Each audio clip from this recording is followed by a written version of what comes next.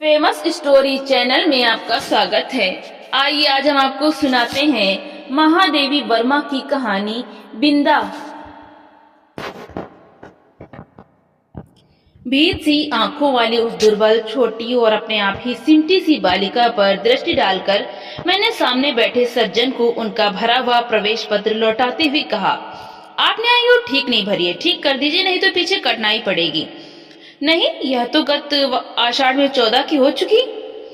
सुनकर मैंने कुछ विस्मित भाव से अपनी उस भावी विद्यार्थिनी को अच्छी तरह देखा, जो 9 वर्षीय बालिका की सरल चंचलता से शून्य थी और 14 वर्षीय किशोरी के सलज उत्साह से अपरिचित। उसकी माता के संबंध में मेरी जिज्ञासा स्वगत न रहकर स्पष्ट प्रश्न ही बन गई होगी, क्योंकि दूसरी ओर से कुछ कुंठित उत्तर मिला। मेरी दूसरी पत्नी है और आप तो जानती ही होंगी। और उनके वाक्य को आज सुनाई छोड़कर मेरा मन स्मृतियों की चित्रशाला में 2 युगों से अधिक समय की भूल के नीचे दबे बिंदा या विंध्येश्वरी के धुंधले चित्र पर उंगली रखकर कहने लगा, ज्ञात है, अवश्य ज्ञात है। बिंदा मेरी उस समय की बाल्य सखी थी जब मैंने जीवन और मृत्यु का अमिट अंतर जान नहीं पाया था।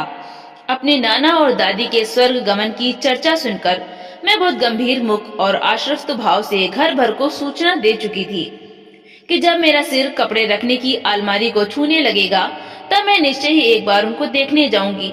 न मेरे इस पुण्य संकल्प का विरोध करने की किसी को इच्छा हुई और न मैंने एक बार मरकर कभी न लौट सकने का नियम जाना।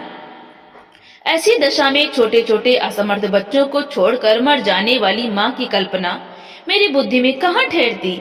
मेरे संसार का अनुभव भी बहुत संक्षिप्त सा था।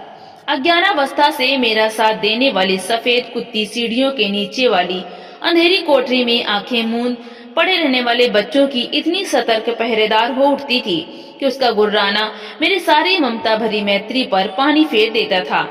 भूरी पूसी भी अपने चूहे जैसे निसहाय बच्चों को तीखे पहने दांतों में ऐसी कोमलता से दबाकर कभी लाती कभी ले जाती थी कि उनके कहीं एक दांत भी ना चुभ पाता था।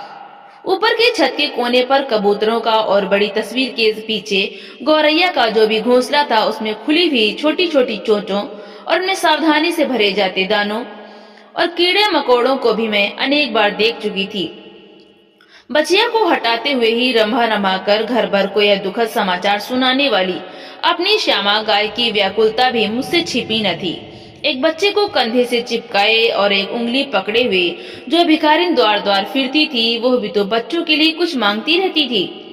अतः मैंने निश्चित रूप से समझ लिया था कि संसार का सारा कारोबार बच्चों को खिलाने पिलाने सुलाने आदि के लिए ही हो रहा है और इस महत्वपूर्ण कर्तव्य में भूल न होने देने का काम माँ नामधारी जीवों को सौंपा गया है।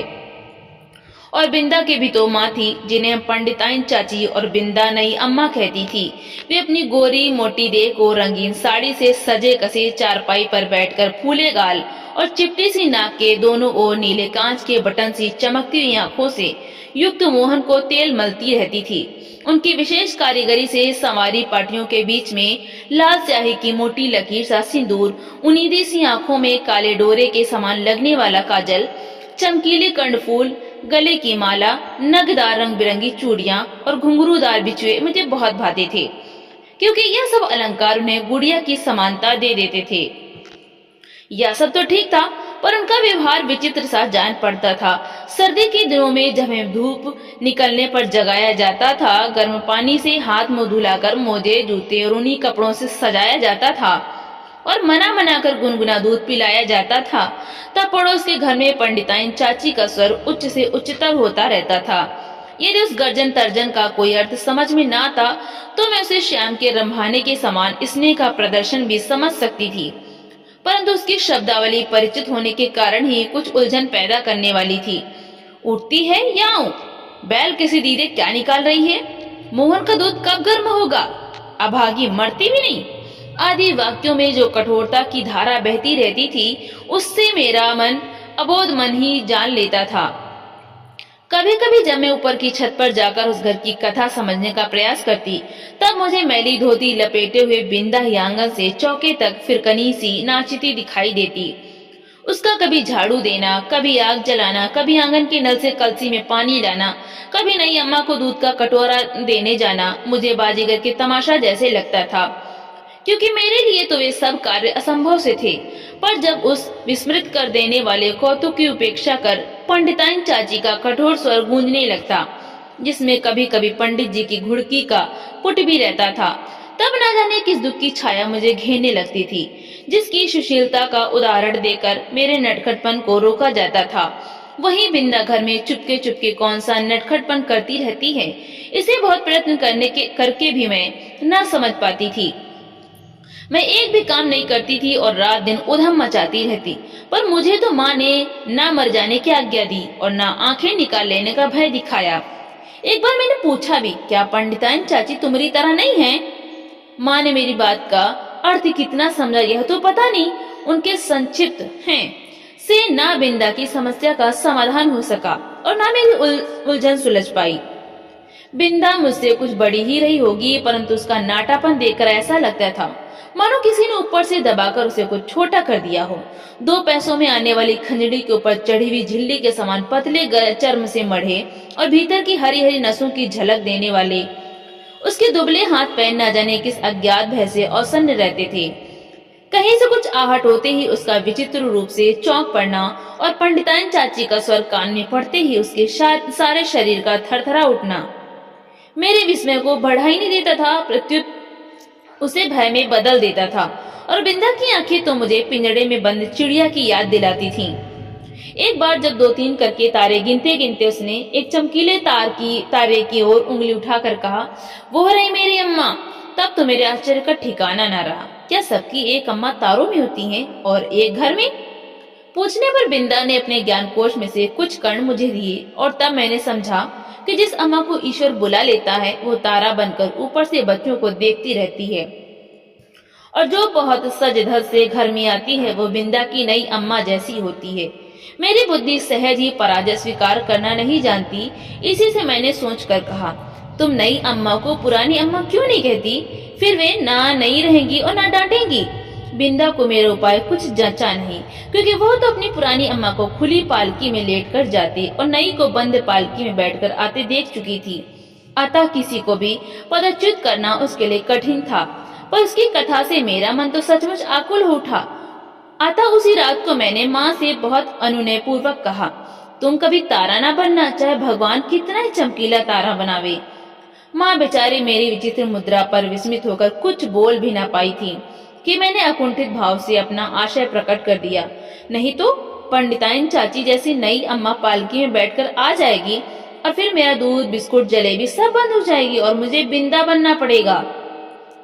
माँ का उत्तर तो मुझे स्मरण नहीं, पर इतना याद है कि उस रात उसकी धोती का चोर मुट्ठी में दबा कर ही मैं सो पाई थी। बिंदा के अपराध तो मेरे लिए अज्ञात थे, पर पंडिताइन चाची के न्यायालय से मिलने वाले दंड के सब रूपों से मैं परिचित हो चुकी थी। गर्मी की दोपहर में मैंने बिंदा को आंगन की जलती धरती पर बार बार पैर उठाते और रखते हुए घंटों खड़े देखा था। चौक के खंभे से दिन दिन भर बंधा पाया था और भूस से मुरझाए मुख के साथ पहरों नई अम्मा और खटोले में सोते मोहन पर पंखा झलते देखा था। उसे अपराध का ही नहीं, अपराध के अभाव का भी दंड सहना पड़ता था। इसी से पंडित जी की थाली में पंडिताइन चाची का एक काला मोटा और घुंघराला बाल निकलने पर भी दंड बिंदा को मिला। उसके छोटे छोटे हाथों से धुल ना सकने वाले उलझे तेरहीन बाल भी अपने स्वाभाविक भूरेपन और कोमलता के कारण मुझे बड़े अच्छे लगते थे।